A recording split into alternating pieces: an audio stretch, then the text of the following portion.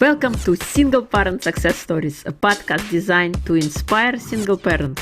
Here you'll find resources from self-care to finances to parenting and everything in between. Discover what it takes to thrive. Let the stories inspire you to what is possible.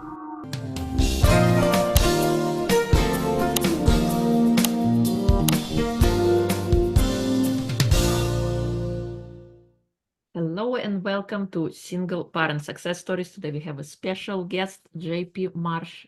He is a single dad of one 9-year-old girl. He's in a healthy co-parenting relationship. He found and help others with common obstacles that helps turn conflict to collaboration.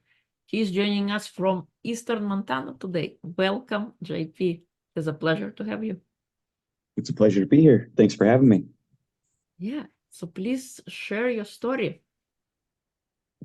Well, my daughter is 9 and her mother and I split up right after she had turned 2.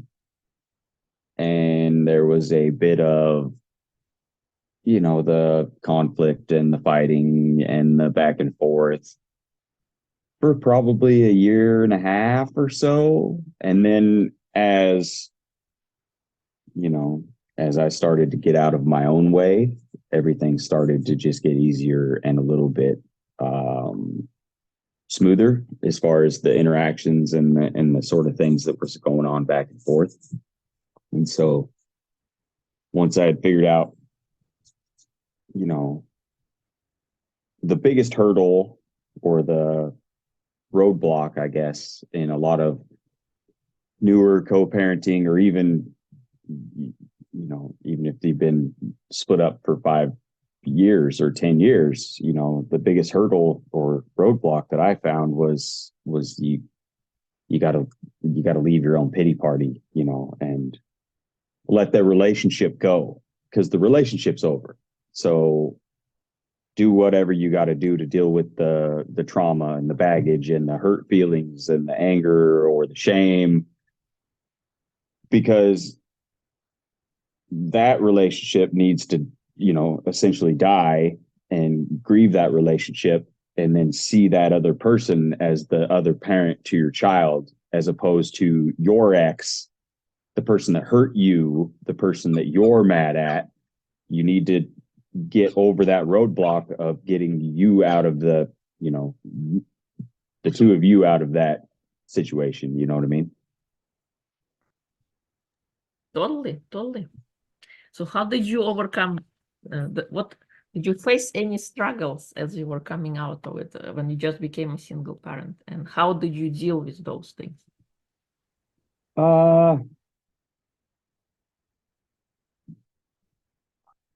When I became a single parent,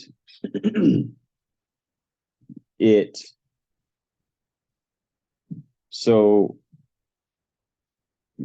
when me and my ex, give me one second.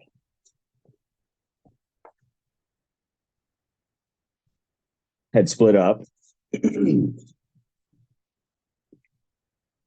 I moved out, and so I'd moved in with my folks, with my parents, to sort of rebuild and get all my life sorted out to my new reality as a single parent, to a 2-year-old. And 3 weeks later, my dad died unexpectedly. And so I had my relationship fall apart. My new reality as a single parent. I was staying at my parents' house. My dad dies unexpectedly, so then I have to go into the grieving process of that. But also, I can't escape my mother's grieving process because I'm in the same place. And so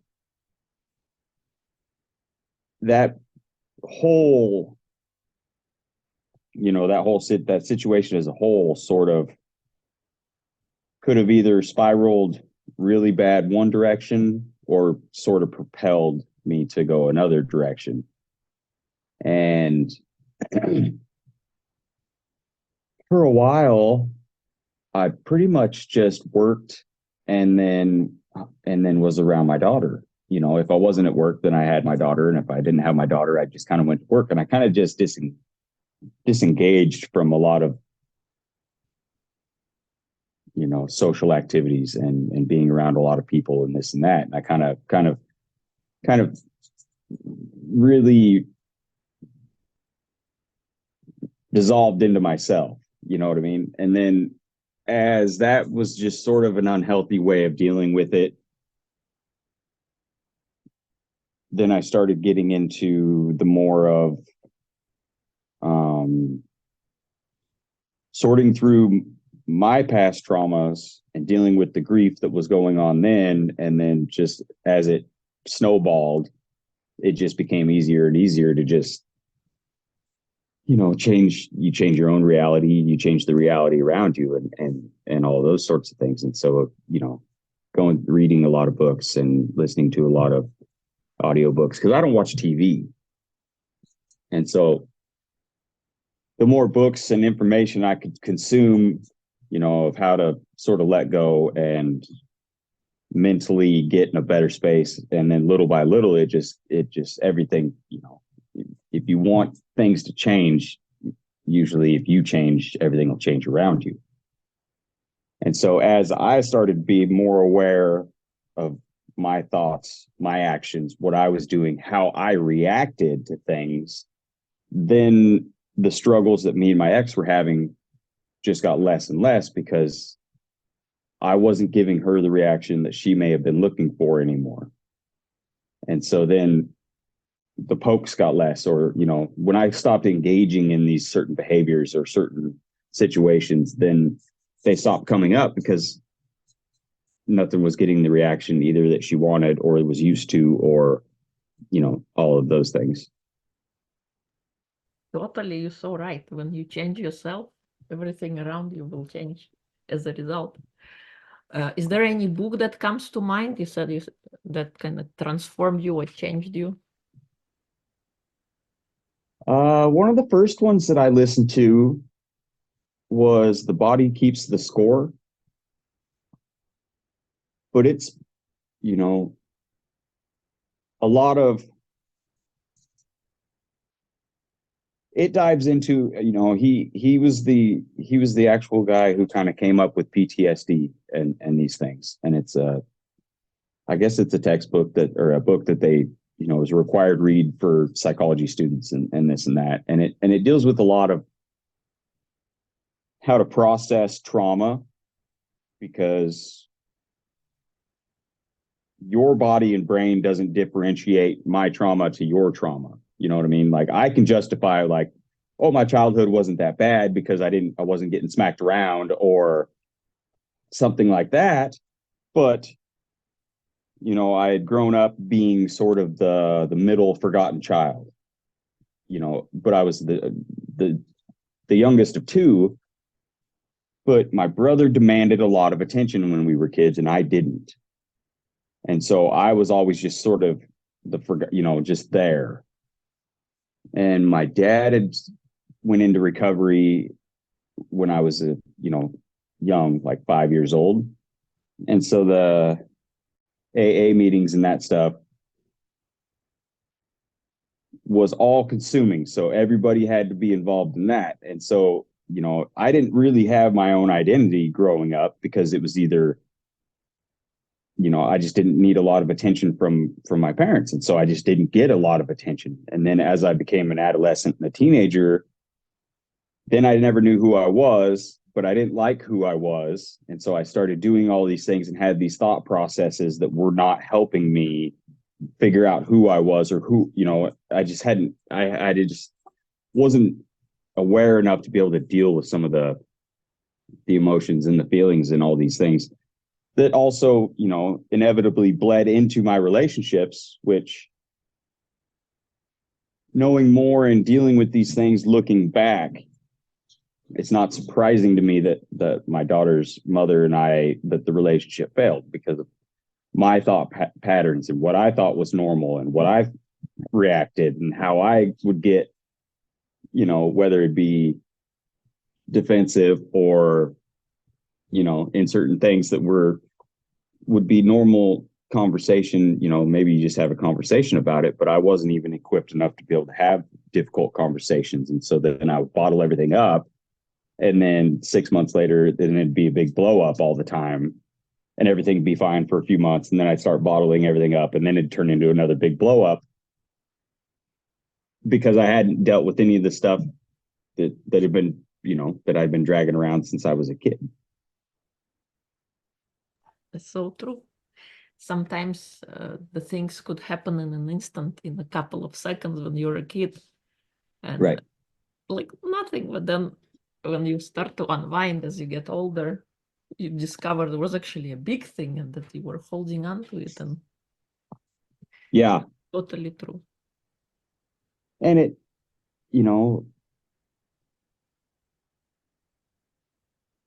when you become aware, as they say, you become aware of everything. And so, my main goal was to be a better parent and more involved and do these things that, like everybody growing up, you take the good things that your parents did, and then maybe the not so good things, you're like, oh, I'll never do that when I'm a parent. And so then as I started to become aware of the things that I was doing, that then it started triggering, emotions or memories of things from my youth that my parent, why I wanted this instead of that, or to be this way instead of that way. So then it made me really have to confront some of these things and really acknowledge some of the things that maybe, shaped my emotional well-being from a younger child, early teens, that, some of the things I drugged through my 20s that, looking back, old head on young shoulders, but, but also acknowledging, letting go of some of those things is probably as big as being aware of that they were even there. Coming to terms with the fact that, my parents did the best that they could with the tools that they had. You know what I mean? They weren't, nobody was maliciously ignoring anybody or neglecting anybody or saying things that they thought was going to screw you up for the rest of your life or for the majority of your, young life. And so, forgiving people and acknowledging that they were just doing the best that they could. But the more I became aware, I could see the generational curses, that my grandparents had filtered down to my parents and that their grandparents had filtered down to their parents. And so being able to identify some of those things and sort of cutting those strings, I guess, to where those aren't going to trickle down to my daughter. And then hopefully, for me to feel successful, if she's a better, more confident, more self-assured, caring, confident human being, a young person that has less trauma and less baggage to deal with when she's becoming an adult, then I succeeded in life, hopefully. Totally. Yes. And speaking of that, what is the most important trait to instill in a child, do you think?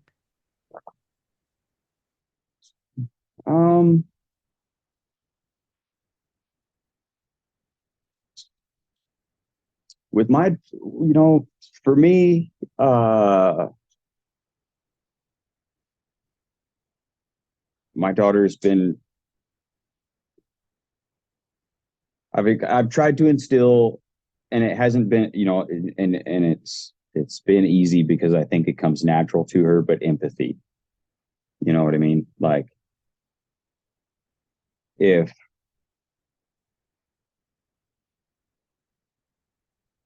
she thinks one of the kids at her school is being neglected at home or is in a bad situation, like, she isn't scared to bring it up to like me or her mom or somebody else. You know what I mean? Or we went to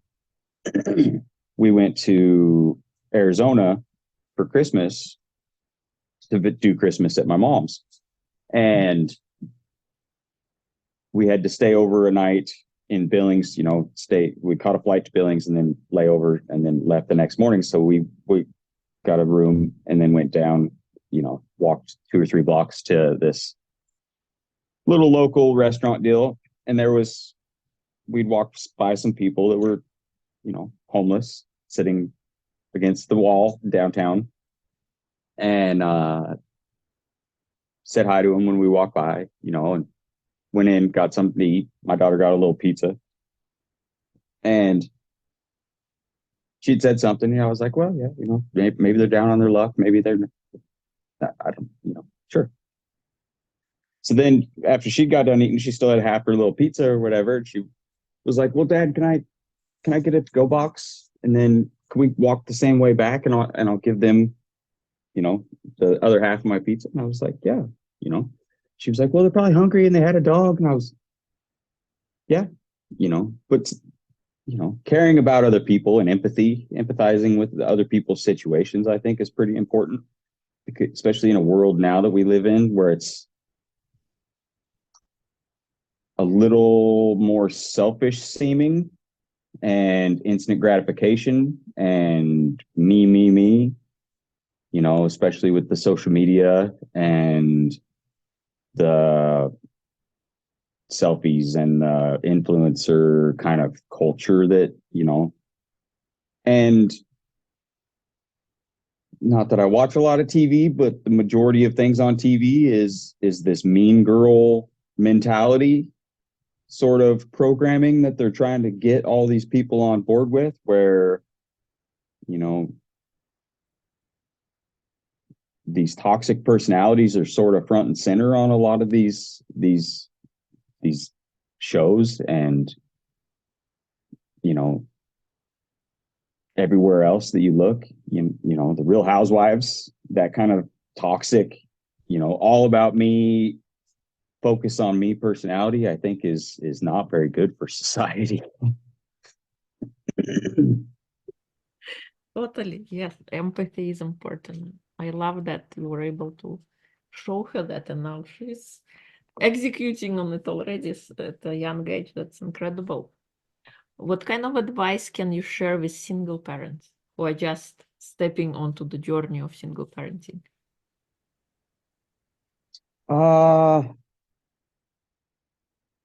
So the best advice that I could give would be the, and I see it a lot, and when I talk to a lot of people and work with people, and even in my journey, there was 3 major roadblocks that make it go from this high conflict, always arguing place to a more, and there's something to be said about civility, even if,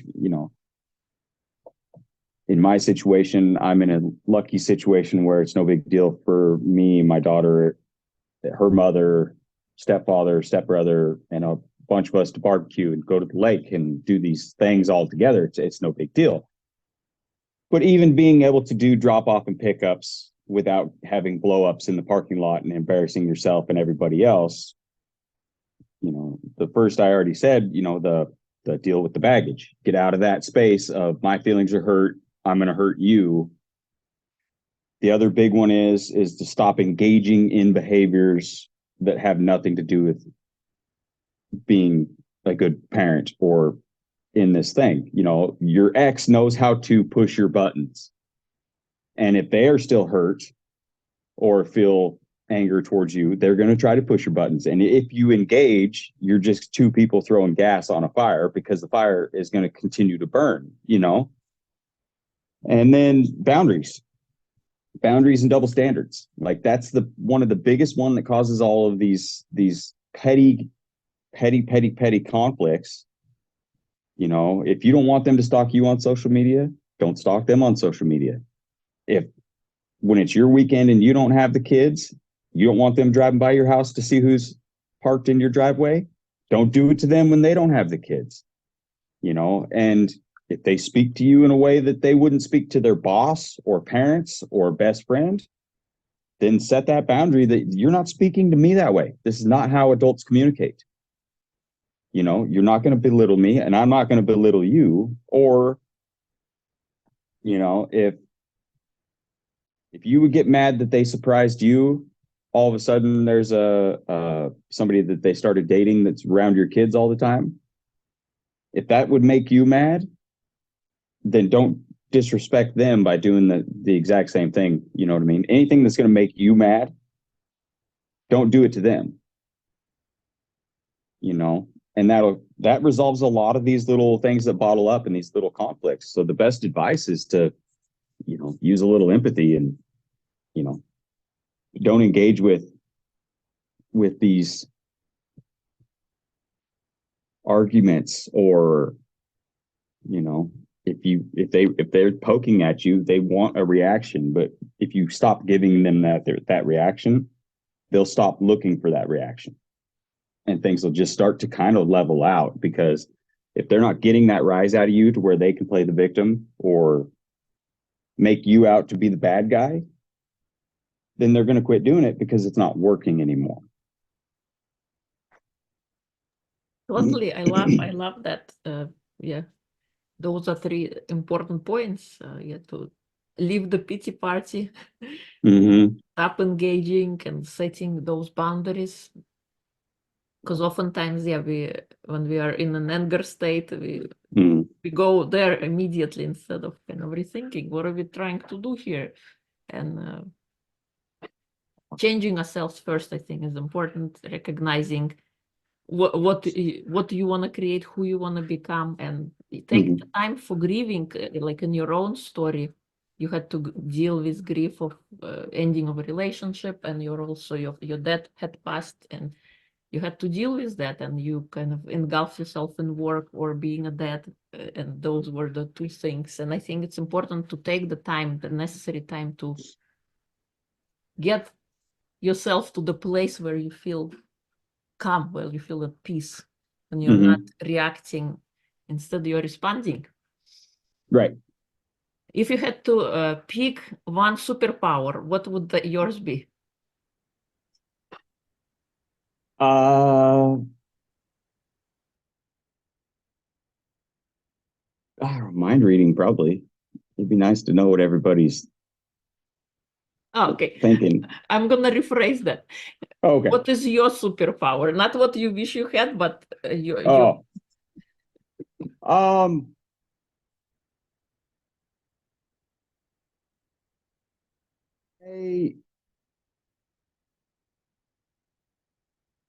I tend to be very, most of my life I've tended to be very aware of the emotional state, or, you know, a very empath sort of thing, to where for a long time it sort of was driving me crazy because I couldn't understand what was going on. But I've always been pretty in tune, but always had a different way of thinking. So a lot of people have always came to me and asked for advice or my thoughts on things, because I've always seen things from a little bit of a different perspective than everybody else. And I would think of things that would either become an issue or it was easier to backtrack where the issue came from, instead of, you know, just seeing things at face value. And so even, you know, so for a long time, it never made sense, because my thought process was never the same as everybody else. And so, you know, I always saw these other hurdles that would come up. I did a podcast a while ago, and the lady who I was talking with, she'd been divorced for a while, and then had gotten into a new, you know, she's engaged, getting married. And then the whole time that they were divorced, her and her ex, the co-parent, had a pretty good relationship. And then as soon as she got real serious with this guy and got engaged, then there started to be some tension that hadn't been there before, but it didn't have anything to do with that guy, the new husband. And when I was talking to her, I kind of broke it down, and I was like, well, who you are now, happy and in love and with your fiance, now up until this point, your ex-husband had never had to see you like that, which is the same person that he fell in love with 20 years ago.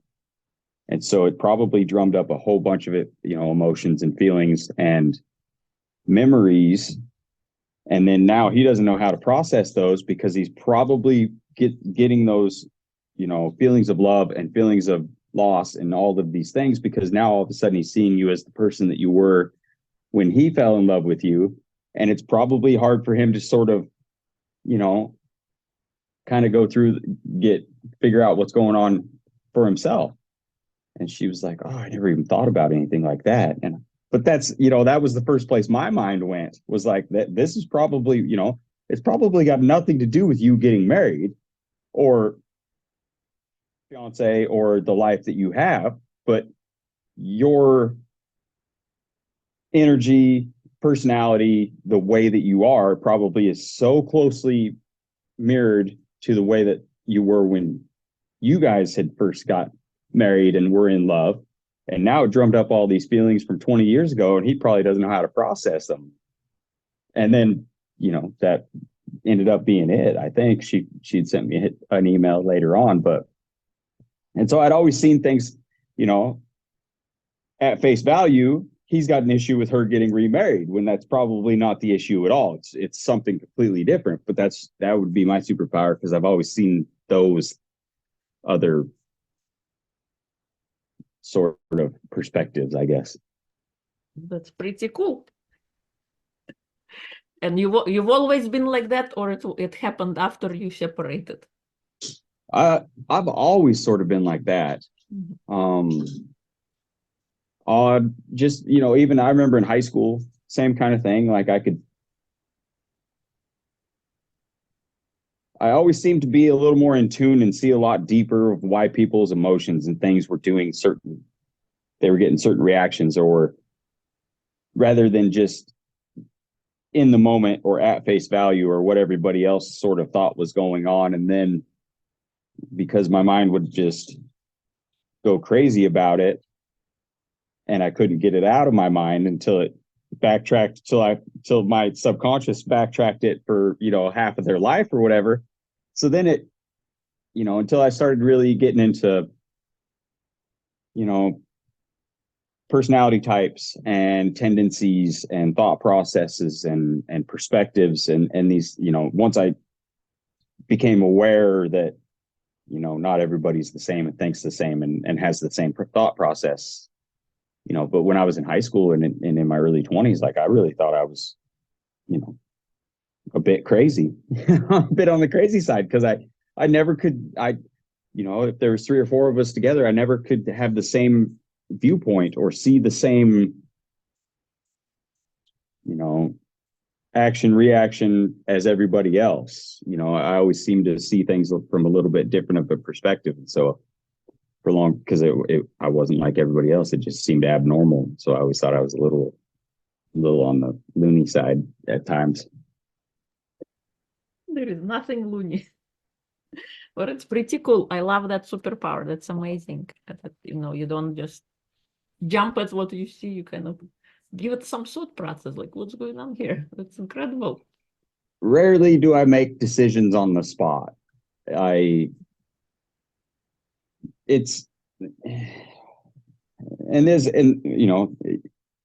sort of like this in a lot of aspects of my life, and it was the other part that sort of always made me feel strange, because I'm not a planner by nature. Like I would rather just do a road trip, or, and I'm not a super planner, but I like having I like having contingencies. So even when I travel, I pack a lot, or I, make sure I got enough things to drink on road trips, or, going to the lake. Like I over prepare, but I don't like to be on an itinerary. And then I don't like making decisions that are going to have bigger, any sort of an effect or could have long-term consequences. I don't make snap decisions. I try to stay away from that, because I like to be able to Not that it takes me very long to think it all through, but I like to be able to think it through before I really make a decision that is either going to. I'm a bit introverted, so if I'm starting to get burned out on people, I don't like making plans to go do something and be around a bunch of people, because when the plan comes and I don't feel like it, I don't want to go. That's totally fine. Totally cool. There is nothing is wrong, or how you call it. It's just we all have our own kind of way, the way we do things, and it's just the way. It's not to Yeah, say it's good or bad. This is the way. right. We're all on our own journeys. Yeah. Is there any fun projects you're working on that you like to share? Um,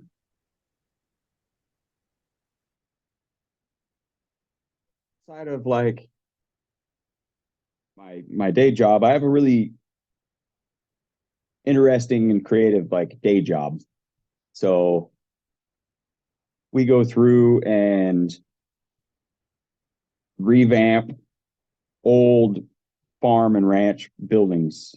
So like barns that have been around since like, the late 1800s, early 1900s, go through and sort of restructure them if they need to, and then redo the roofs, all of it, and then make it, look like a brand new barn again, except it's still the 100-plus-year-old barn. And then they could put it back into use on these farms and ranches in my surrounding area.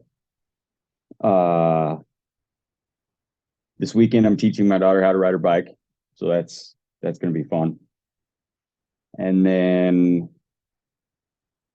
personally, I am probably going to start a podcast in the next 6 months, but I'm about 2 journals deep in episodes, so I've written out the way that I'm going to do it and the different ways that, different topics for different episodes and this and that. So those are the 3 main ones, I guess. I love that. That's cool. Awesome.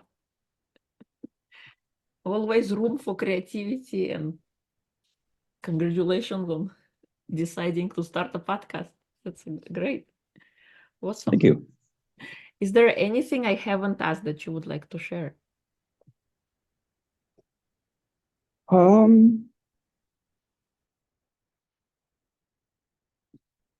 I guess just to tell, I mean, just,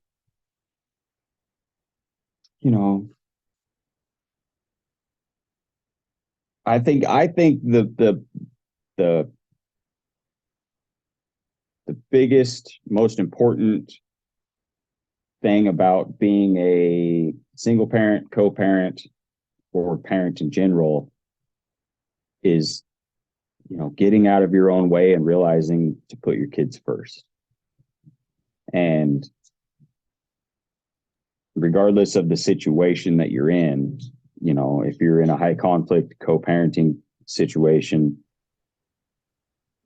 being present with your kids, especially from a dad's point of view, where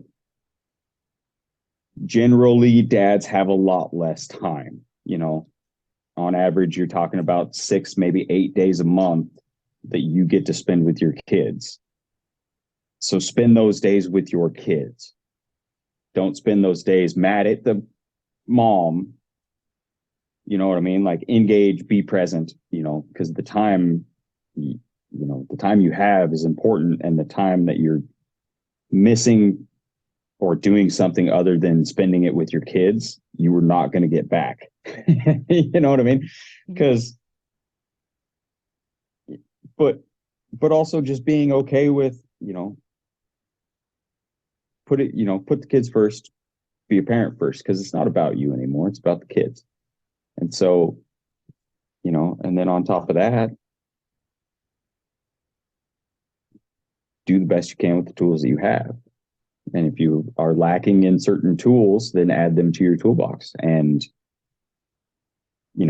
put down Facebook for 3 hours a day and pick up a book that's, helps understand early childhood development, or negotiating if you and your ex are super high conflict. You know, I've read a few different books on negotiating, because it's all how you interact with people is negotiating.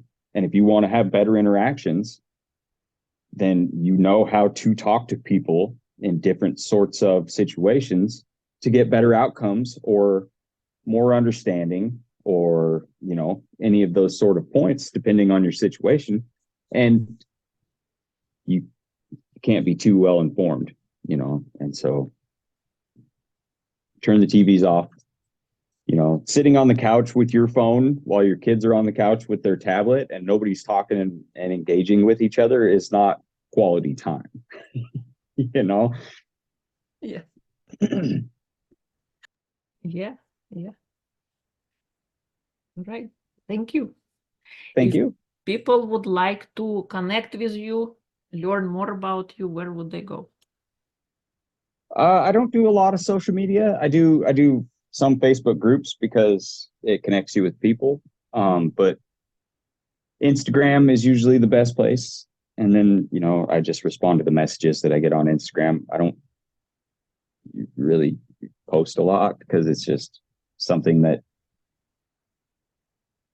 I just don't enjoy. You know, it's just not something I love. But, you know, that's the easiest place to you know, send me a message or get a hold of me or ask questions or anything like that, because it's all in one spot. Awesome. Awesome. We'll include it in episode links. Thank you so much for coming on, sharing your story, your wisdom. And I love the lessons, the three Thank you. advices that you shared, you know, leaving the pity party, stop engaging, and set boundaries and give yourself time to process things. Those are important things to consider when you are on a journey of single parenting. So Yep. thank you. Thank you.